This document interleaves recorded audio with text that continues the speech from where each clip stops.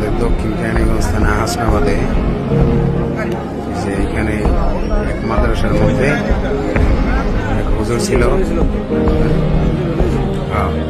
এক হুজুরের মাদ্রাসাটা চালাইতো। তো এখানে বোম ব্লাস্টিং হয়ে 2টা বাচ্চা আহত হয়েছে।